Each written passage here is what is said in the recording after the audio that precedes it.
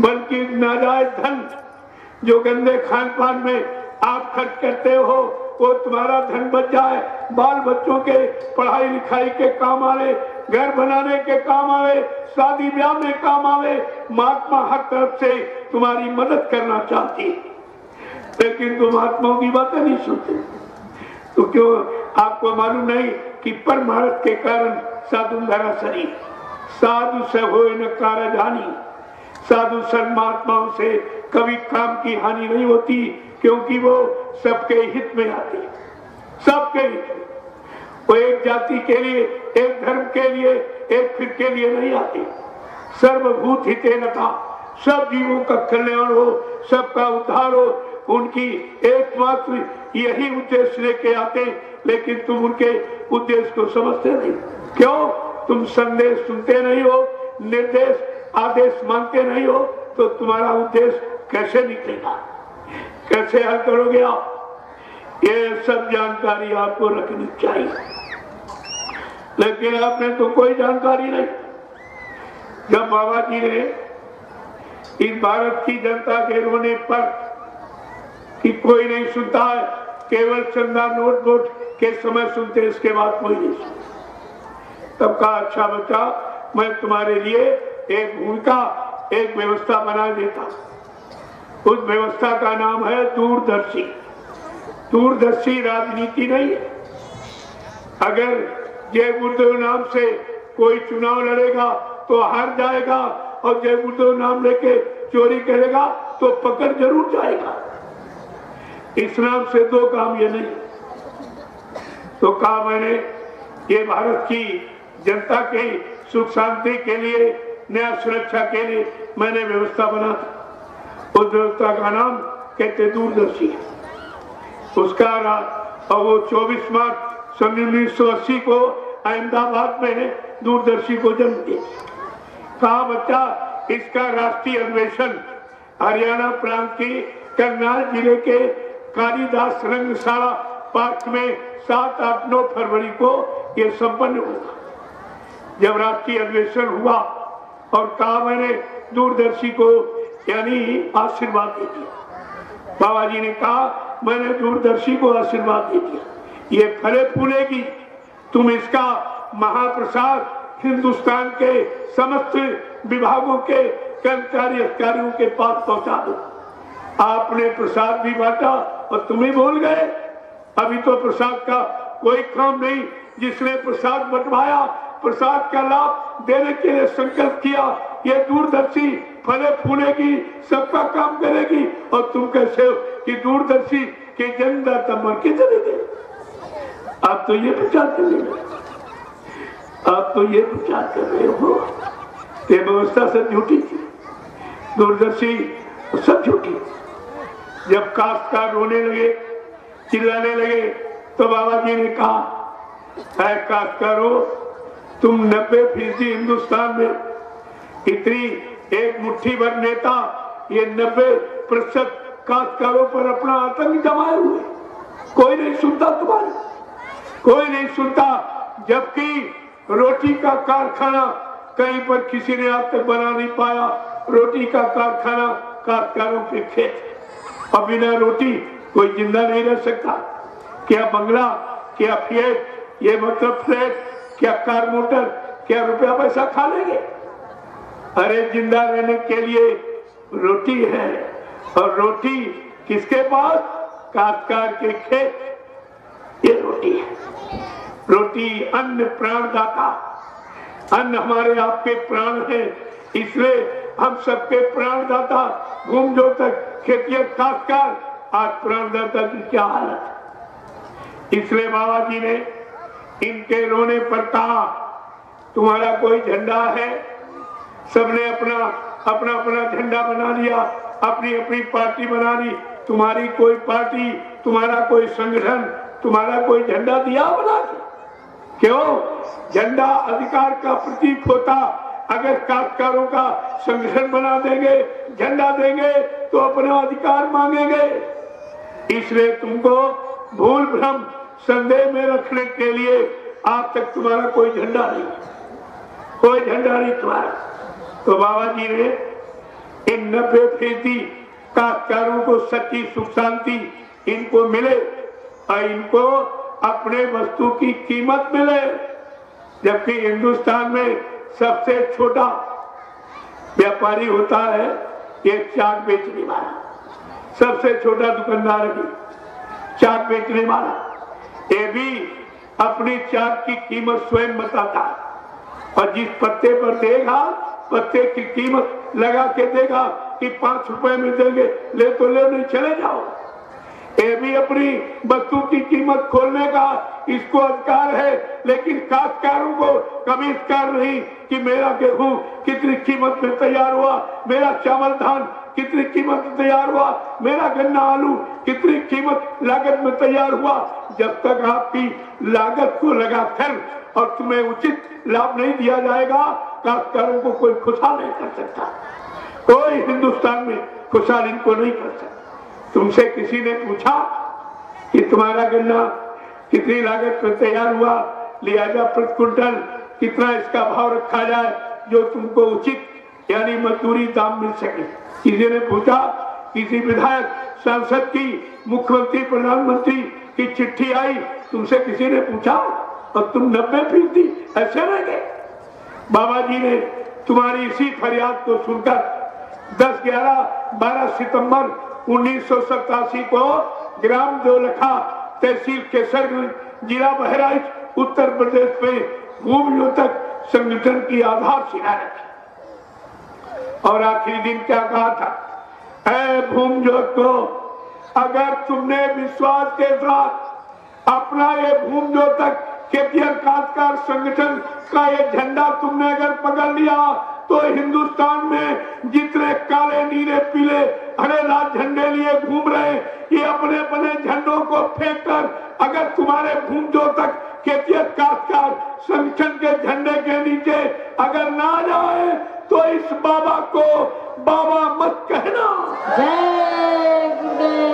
ये कितनी बड़ी सच्चाई थी, कितना बड़ा काश्तकारों के लिए वादा था, लेकिन आपने बाबा जी की बात सुनी नहीं और मानी नहीं। अब तुम्हारी कोई नहीं सुनी। तुम कितना रोज चिल्लाओ, तुम लोग संत महात्माओं की बात को नकारा है, अस्वीकार किया है, आपने उनकी मर्यादा को नहीं रखा, इसलिए तुम्हारी कोई नहीं सुनी। कितना रोज चिल्लाओ, नहीं सुनी और संगठन बना रखा। अंततो गत्वा पश्चात के आंसू बहाता है। तुम्हें बाबा जय गुरुदेव जी महाराज की भूमिका परिवर्तन की समझनी पड़ेगी, ब्रह्मास्त्रों को समझना पड़ेगा। ब्रह्मास्त्रों के चलने का लाभ आपको जो मिलेगा उसकी जानकारी आपको करनी पड़ेगी। ऐसे नहीं, मैं तो केवल अभी इशारा मात्र आपसे कह रहा हूं और भूमियोतकों के लिए एक आवाज भी लगाई गई और आप किसी ने नहीं आवाज सुनी। ऐसा नहीं है, ये सब आपके लिए रखा गया था, लेकिन जब बाबा जी ने यानी लोगों से कहा तुम सेवा करोगे समाज की, तो कहा अरे बाबा जी तो चुनाव लड़े, बाबा जी राष्ट्रपति प्रधानमंत्री बनना चाहते और दोस्त और आप लगाने लगे। बात तो आपने सुनी नहीं, बात आपने मानी नहीं, अपने जीवन में अपनाया नहीं और संत महात्माओं पर दोष लगाने लगे कि वो राजनीति में आ गए। बाबा जी ने तो पहले ही कहा था, जब तुमने बुद्धि का पैमाना बना दिया कि 60 साल में मानव की बुद्धि विकासशील कार्य नहीं कर सकती, चलो अच्छी बात, बुद्धि का पैमाना बना दिया, लेकिन प्रजातंत्र में चाहे राजा चाहे प्रजा हो, वो बुद्धि का पैमाना सब पर समान रूप से लागू होना चाहिए, तब तो वो माना जाएगा प्रजातंत्र। तो क्या किया, 60 साल में कर्मचारी अधिकारी को तो रिटायर कर दिया, कहते इनकी बुद्धि अब विकासशील कार्य नहीं कर सकती। और उधर एमपी मेरे, उधर विधायक और उधर प्रधानमंत्री राष्ट्रपति 70-60 साल के यानी बैठा ले जाते, इनको रिटायर किया जाता, वहां भर्ती की जाती। जब 60 साल में बुद्धि विकासशील कार्य नहीं करेगी तो इनकी बुद्धि क्या और किसी देश से बन के आई? कानून एक होना चाहिए, एक कानून चाहे प्रजा चाहे राजा, समान रूप से अगर 60 साल में कर्मचारी अधिकारी को रिटायर किया जा रहा, तो चाहे राष्ट्रपति हो, प्रधानमंत्री, मुख्यमंत्री, राज्यपाल कोई हो, इस सबको 60 साल में रिटायर कर देना चाहिए, तब तो प्रजातंत्र माना जाएगा। नहीं तो एक तंत्र है प्रजातंत्र। आपको ये सब जानकारी रखनी चाहिए। और बराबर इशारा आपसे किया गया, जब भूमजो तक खेती और खासकर संगठन की स्थापना की गई, बाबा जी ने एक इशारा किया था। खासकारों से क्या कहा कि उठो भूमि जो तक पकड़ ध्वजी कुकर में, उठो भूमि जो तक पकड़ ध्वजी कुकर में, सड़क छाप नेता ये रहने न पावे। उठो भूमि जो तक पकड़ ध्वजी कुकर में, सड़क छाप नेता ये रहने न पावे। सबके इनको दे दो निज ज्ञान द्वारा, सबके इनको दे दो निज ज्ञान द्वारा, बसेरा कभी फिर ये लेने न पावे। ऐसा सबक, इसी को बुद्धिदान, इसी को मतदान कहते हैं। कहा एक बार इनको सबक दे दो, ये दिल्ली लखनऊ के घोंसलों में कभी बैठने न पावे। क्या कहा था? सबके इनको दे दो निज ज्ञान द्वारा, बसेरा कभी फिर ये लेने न पावे। सड़क छाप नेता ये रहने न पावे। उठो भूमि जो तक पकड़ ध्वज कुकर में, सड़क छाप नेता ये रहने न पावे। और महिलाओं से क्या कहा देवियों तुम भी जाग जाओ, तुम एक बार ये काम करके दिखा दो कि मंत्र ये फूंक दो अपने पतियों के सिर में, मंत्र ये फूंक दो अपने पतियों के सिर में, किसी की बिरेली में जाने न पावे। मंत्र ये फूंक दो अपने पतियों के सिर में, किसी की बिरेली में जाने न पावे। सड़क छाप नेता ये रहने न पावे। सबक इनको दे दो और निज ज्ञान द्वारा, बसेरा कभी फिर ये लेने न पावे। जय गुरुदेव। जय गुरुदेव। आपको ये समझना चाहिए, आपने बाबा जी की एक भी बात नहीं, न दूरदर्शी मानी न भूमजो तक। दूरदर्शी के लिए बड़ा रहस्यमय इशारा किया था। कहा तुम दूरदर्शी व्यवस्था के लिए एक एक बेटा दान दीजिए, संकल्प कर दो बेटा तुम्हारे घर में है, मैं लूंगा नहीं लेकिन तुम संकल्प कर दो। वो बेटा जो तुम्हारे किसी काम का न हो, आप समझते बहुत खराब है, मैं समय से उसके अंदर क्या भरूंगा, वो तो अपना भी काम करेगा और तुम्हारा नाम कटेगा। वो तो मैं करूंगा, लेकिन संकल्प तो लेना चाहिए था कि आपने काम किया है और हर युग में रहा है। क्या कह रहे हैं, क्या समझा के लोगों से कह रहे हैं, बड़े ऊंचे सुर में कहा था, लेकिन समझा किसी ने। जय गुरुदेव समय के सतगुरु, समय से किया इशारा है, धर्म प्रेमियों जग जाओ, इसमें कल्याण तुम्हारा है। कितनी बड़ी बात है, इतनी बड़ी संकेत इशारा किया था कि जय गुरुदेव समय के सतगुरु, और समय से किया इशारा है, तुम हरि भजन में लग जाओ, इसमें कल्याण तुम्हारा है। देखिए कितनी बड़ी बात समझ की गई, लेकिन कोई नहीं सोच पाया कि इशारा क्यों किया जा रहा, किस काम के लिया जा रहा, कौन समय लाने, कौन व्यवस्था बनाने का इशारा किया जा रहा। क्योंकि संत महापुरुषों के वचन बड़े रहस्यमयी होते, बड़े गूढ़ वचन होते। का कोई बिरला समझता था और कहीं किसी समझ में आया नहीं, किसी को समझ नहीं आया। इसीलिए तो समझा करके बराबर आपको इशारा करते रहे। इन 60 सालों में हर मोड़ पर आपको सचेत किया गया, चाहे राजनीतिक मोड़ हो, चाहे धार्मिक मोड़ हो, चाहे परिवारिक नीति का हो, समाज नीति का, सत्य नीति का, रक्षा सुरक्षा, ये सब पर आपको बराबर प्रकाश डालते रहे और आपको बताते। लेकिन आपने उनकी एक भी बात नहीं मानी, तो तुम्हारी कौन मानेगा? जब तुमने संतों की बात नहीं मानी, अब तुम्हारी बात कौन मानेगा? जब संतों की बात तुमने नहीं सुनी, तुम्हारा दर्द परेशानियों को कौन सुनेगा?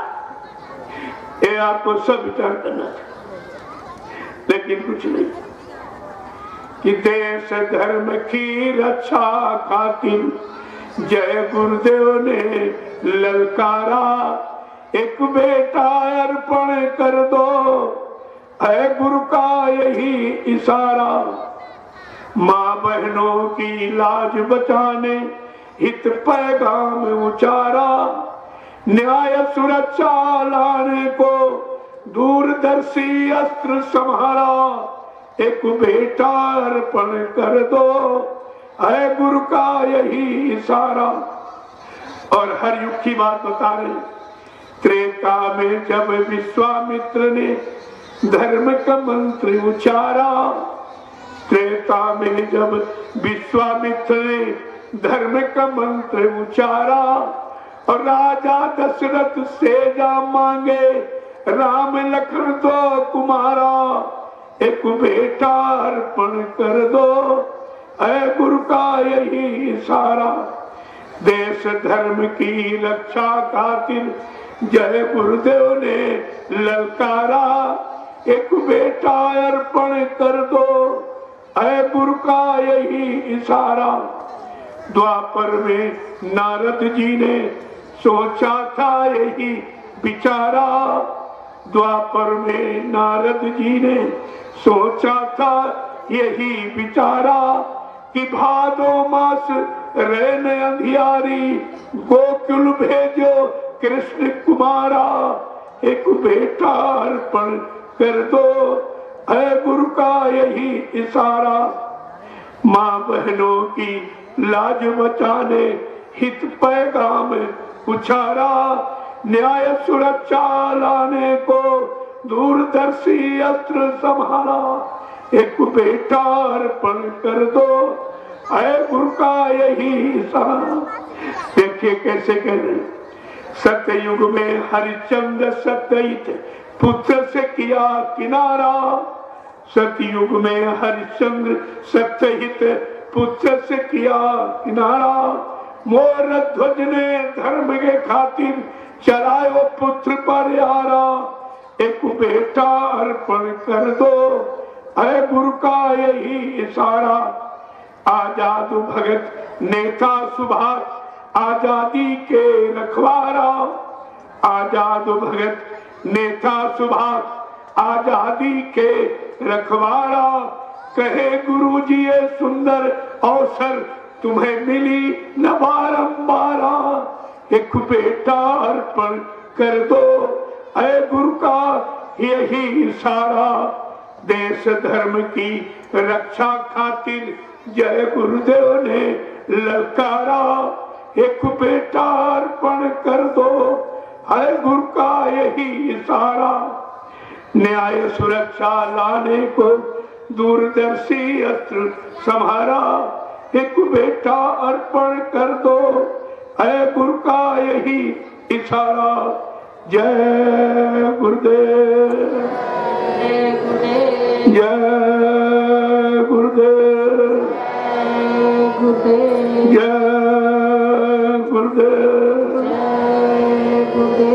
जय गुरुदेव। नाम किसका? प्रभु का। जय गुरुदेव। नाम किसका? प्रभु का। प्रभु का प्यारा नाम। गुरुदेव। अब आप लोग खड़े हो जाइए, खड़े हो जाओ जरा आप लोग।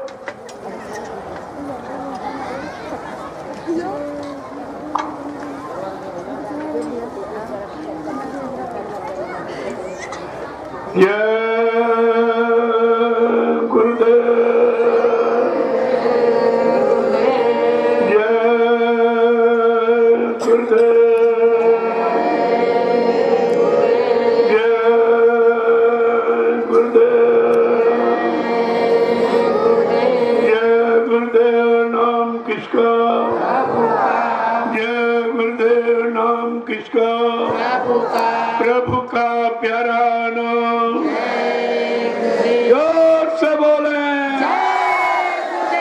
राम मिल बोलो, बोलना होगा, अभी से बोलो, दुख दर्द हरेंगे, सब कष्ट मिटेंगे, सुख शांति मिलेंगे, सबके दाता, सबके मालिक, प्रेम से बोलो, ये नाम नहीं इंसान का,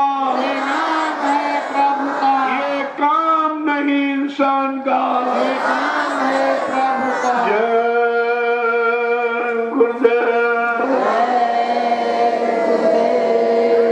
प्रेमियों, नाम अपना पूरा परिचय देना ताकि किसी को शंका न हो कि कलयुग में जय गुरुदेव राम जो समृद्ध सदगुरुदाता बाबा जय गुरुदेव जी महाराज ने जगाया वो कौन सा काम करेगा।